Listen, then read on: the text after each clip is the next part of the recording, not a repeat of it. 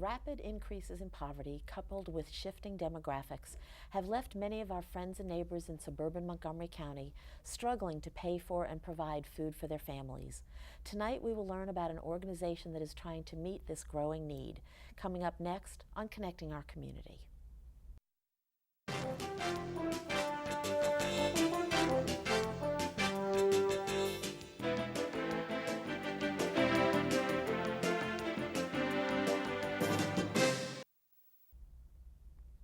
Hi, I'm Pat Shoemaker. Welcome to Connecting Our Community. Our guest tonight is Jenna Umbriak, a registered dietitian and director of nutrition programs at Manna Food Center. Welcome, Jenna.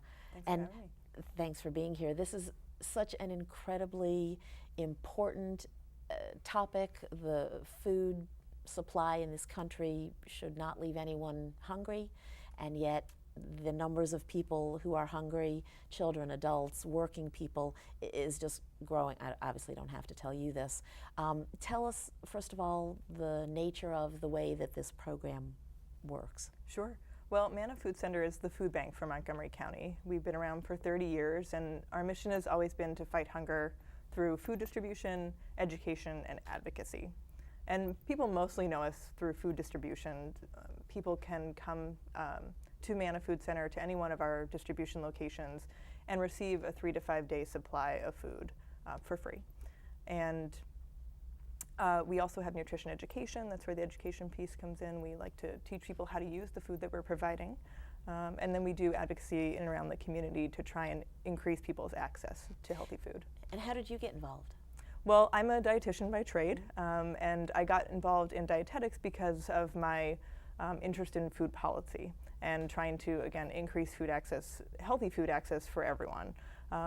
And my job at Manna actually came to me through one of my internships. I was working with a group that was promoting sustainable agriculture in the county, and met the executive director of Manna at the time, and she was hiring a nutrition educator. And so I came in as someone who was teaching classes about preventing diabetes or eating well on a budget. And now we have a full-time nutrition educator who's taken that role, and I oversee her position, and I also direct some of the other programs that we have at Manna. And do you find that people who are hungry are willing to perhaps change their diets to be healthier, or that they just go for whatever is cheapest, quickest? Well, I find that the population of people we're serving are not that much different than anyone else. There are people who really prioritize healthy food, healthy eating as part of their daily lifestyle. And there are people that don't yet prioritize it, and there are people that will never prioritize it, right? And that's common knowledge to anybody who works in dietetics. So we have, the best we can do is supply the food, right? And then to educate people about it. So there's no sense in giving out brown rice if we know that people are unfamiliar with it and don't know how to prepare it. So that's a barrier that we hope to address through cooking classes and grocery store tours and nutrition workshops to try and familiarize people with the healthy foods we're giving. And then hopefully they'll make small changes to include them in their diets. I had a friend, an elderly friend, who was out of work and for whatever reason needed to have food delivered to her. And she said all she could think of was all those food drives that she had participated in as a younger person, where basically she just donated cans of beans, and she said, and I hate beans. And she said she just imagined that all she would get would be these beans, cans and cans of beans. That is not the case, though, is it? No, you don't only get beans, although we do include beans. That will probably be the truth for food banks from now until eternity. But we do make a great effort to give a variety of foods, and not only non-perishable goods, which is what people normally think of when they think of a food bank. That is there. But in addition, we have programs that allow us to give a lot of fresh produce and other fresh products. So we rescue food from grocery stores, so unsold food that has to be taken off the shelf. Not that it's expired or unsafe to eat, but it is time for it to go and be replaced by something else. We pick up from 50 grocery stores in the county every day of the week, I should say Monday through Friday. And then we also have a relationship with Capital Area Food Bank, and they drop off produce every Monday, so we get thousands of pounds of produce that way. And lastly, we have our Farm to Food Bank program, and that is partly our relationships with farmers markets. So we purchase / glean from farmers markets. I can explain that further later if you'd like. And we also have relationships with individual farmers. So farmers in the county that donate a good portion, and we also purchase from them at a wholesale price. Well, let's talk about the people who donate, and then we'll get into the people who you need to volunteer and the people that you serve. Sure. People who donate, do you reach out to them? Do you go to farmers markets and say, hey, buddy, you want to donate this cantaloupe? Sure. Well, at the in the Fresh Give program at the farmers markets, it's a kind of a mixture. So we have, at 2 of our markets, we partner with 7 in the county in all.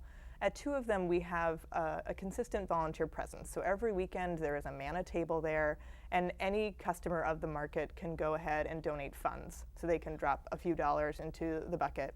At the end of the market, that money is used to purchase food from the local produce vendors. Wow. They can also buy an extra head of broccoli or an extra couple of cobs of corn or something like that and donate the actual produce at that table as well.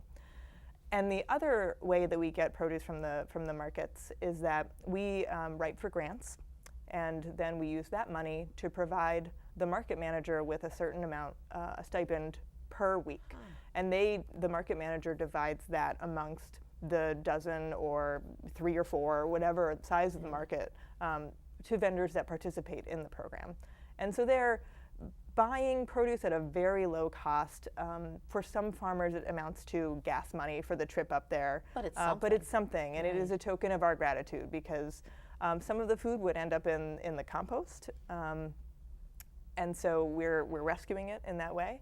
And being able to provide then fresh, beautiful, local produce to the people that we're serving. And how do you do that? Because if there's a farmer's market, for example, on a Saturday morning, how do you get the food at its peak, at its freshest? No, that's a good question. That's a good question. So we do, most of our markets, 6 out of the 7 are on weekends, on Saturday and Sunday. We have one market that's in the middle of the week, so that's a little bit easier. But we have dedicated drivers, wonderful staff who go out on Saturday afternoons. So the market will close, say, at 1 or 2 o'clock. Our truck is there 30 minutes beforehand, handing out bins to the farmers. And right at the closing bell of the market, the farmers are putting their crop into our bins, and then it goes right into a refrigerated truck that's nice and cold. And then the driver drives the truck back to our warehouse in Gaithersburg, and from that point the produce is put right in our walk-in cooler. So it's always kept cold. We wrap up any produce that's particularly vulnerable to being dried out, and we try to keep it in the best condition possible for distribution on Monday morning. And do you ever partner with soup kitchens or something like that, and take the perhaps take the fresh produce, directly to the soup kitchens where they turn it into a meal that day, or so do most you not of do the that? most of the soup kitchens or meal programs that are creating hot meals for individuals have relationships with farmers markets or grocery stores where they're getting products on their own. We do have a Food for Agencies program where we're supporting soup kitchens, food pantries, food shelves, food closets, whatever you want to call them, of smaller agencies who can come to Manna if they can get 50-pound bags of rice or other odds and ends that they need. And we do provide produce to a few pantries at this point, but no hot meal programs. Yeah. And so on Monday morning, let's say, people just come to your warehouse and knock on the door, or do they have to do they sign up in advance? Is there a limit of how many times somebody can come? Yes. To be a recipient of Manna food, you need to call in advance. Now, you yourself can call, or a referral agency can call on your behalf. And that needs to happen 24 hours in advance, because we have to have time to put together the food packages for that day. And then you sign up for a particular distribution location. So in addition to our Gaithersburg warehouse, we have satellite sites throughout the county. So a couple in Silver Spring, Germantown, East County at Briggs Cheney. We try to be where the need is so that people don't have to trek all the way up to Gaithersburg. It can be a little bit of a journey. And so as long as they have a referral and they're a Montgomery County resident and they've stated that they have an economic or need for the food, we qualify people based on the self-sufficiency standard for the state of Maryland for Montgomery County specifically. And so as long as they're under that threshold and they bring a photo ID on the day of that they're signed up to come, we'll give them the food. And so if I were to call and say, I have no money, I have no food, you take me at my word, there's no paperwork involved, there's no proof. That's right. You'll answer a few questions with our referral administrator or referral volunteers about what sort of assistance you already get. Maybe it's food stamps, maybe it's energy assistance. But we don't ask you for any tax documents or anything that would prove your income. The only thing we ask is that you do prove residency in Montgomery County. Yeah. And do you have people who are repeat every week? Or is it a limited, once you've done it, that's it, you can't come back for a month? Or households can come back once every 30 days. And we have seen an increase in the amount of months out of a year that families are needing our assistance. So not necessarily an increase in the raw number of households, but we're seeing households stay with us for 5 or 6 months, whereas back in 2008 or before, people were only needing it for 3 or 4 months. Right. Well, we're just coming up to our first break. It's an incredibly important topic. Please stay with us and come back after the break to the second half of Connecting Our Community. Thank you.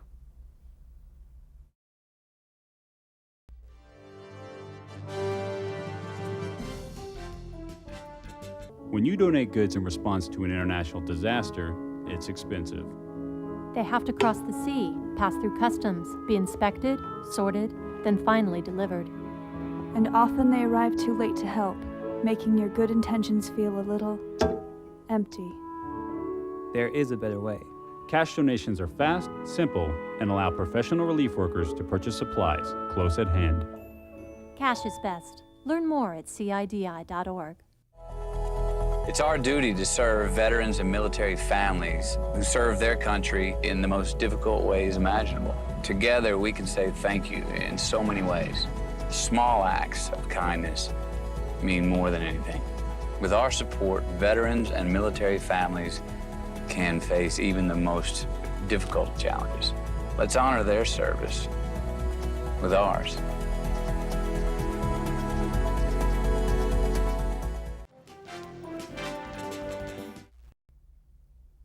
Hi, welcome back to Connecting Our Community. We've been talking to Jenna about Manna, the food service for Montgomery County, and during the break you and I were talking about how shocking it is that Montgomery County, one of the richest, if not the richest county in Maryland, has such a level of need for food, such a level of poverty. It's shocking to most people, I think. It is, yeah, it continues to be. And Manna's been around for 30 years, so this problem has existed for that long. And it's partially because of the cost of living in this county. I mentioned the self-sufficiency standard earlier, and just to give you a sense, for a family of 4, so 2 adults and 2 young children, they need to make upwards of $80,000 or $90,000 a year to be able to just meet basic needs without any federal assistance in this county. It has the second highest housing cost of any county in the state. So it's those sorts of factors that maybe people aren't considering, because we do have such affluence in many parts of the county, but it's mixed with these spots of areas where there aren't as many resources. Yeah. And do you find that you're seeing more children, more families, more working poor, as they're called? We certainly have a very diverse group of people that take advantage of our services, but definitely the working poor probably represents the bulk of them. It's true. And do you have, excuse me, do you have more, you have the cooking programs and the nutrition programs and things like that. Do you have anything geared to children to teach them how to eat so that they, don't just scarf down anything? Yes. Our child-specific program is called Smart Sacks, and it's one of the programs that I direct. It's a weekend bag program, which is a program that many food banks around the country operate. And so the way that program works is we have 58 schools in the county that we partner with, and about 54 community partners that each get matched up with a school that's in their area. And then that community partner is responsible for coming to Manna once or twice a month to pick up a bulk amount of food. They take that food back to their place of worship or place of work, and they pack the food into bags. We use just regular grocery bags. And then the community partner delivers those bags to a school on a Wednesday or Thursday for distribution to the students on Friday. And so the food is meant to support the family over the weekend when they don't have access to federal nutrition programs at school breakfast and school lunch.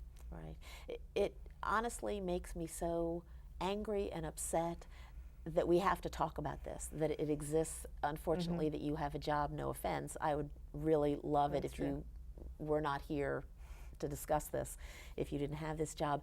It just is so sad to me that there are so many people who fall into this need category, and it just seems like it's spreading more and more, and almost like there's no hope of stopping it. Do you see a light at the end of the tunnel, so to speak, or do you just get bogged down and hopeless? There are days when I certainly think that it's a problem that's bigger than any of us and will always exist. But that doesn't mean that there's not things we can do every day to make the lives of the people who are struggling with food insecurity and hunger better. So one of the things we've done at Manna just recently is we opened up our first choice pantry. And so this pantry, we're partnering with Colesville Presbyterian Church.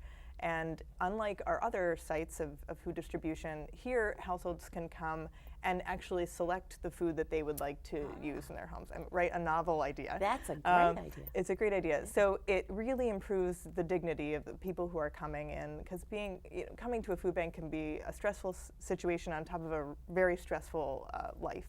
So people can come there and pick the foods that they know they will eat and their children will eat.